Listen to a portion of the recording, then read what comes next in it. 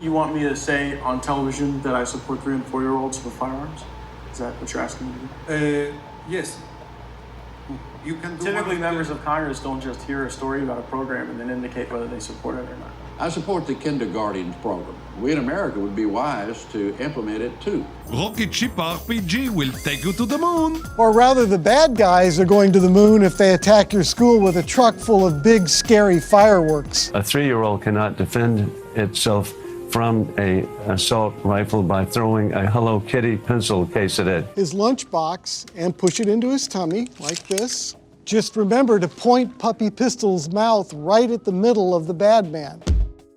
Conservatives arming 3-year-olds to own the libs. This is the mentality of Republican congressmen, and it's f***ing terrifying. Putting guns in the hands of law-abiding citizens, good guys, whether they be teachers or whether they actually be talented children or highly trained preschoolers. In his latest act of comedic genius, Sacha Baron Cohen goes undercover as anti-terror expert Erin Morad and effortlessly dupes countless Republicans into supporting a campaign to arm children in America. Now, while most sane people would be outraged that government officials support stuffed animal pistols, that group of sane people doesn't seem to include a vast majority of conservatives in America, who rather than comment on their fellow Republicans' mind-blowing absurdity, instead voice their outrage at Cohen's disguise and his disgusting techniques. Like, let's break this down into even simpler terms, shall we? People in this country are more upset at a comedian being a comedian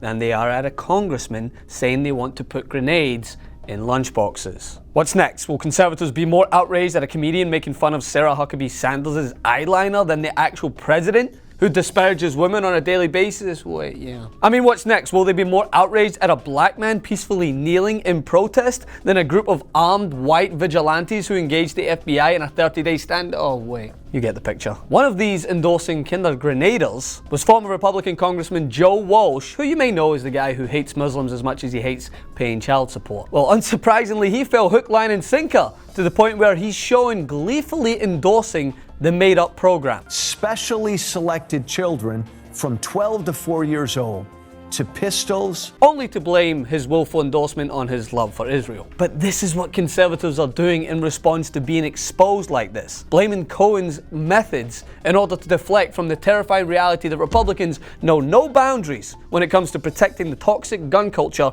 in this country. These people make decisions in this country. These people. How about the magical Uzi cord?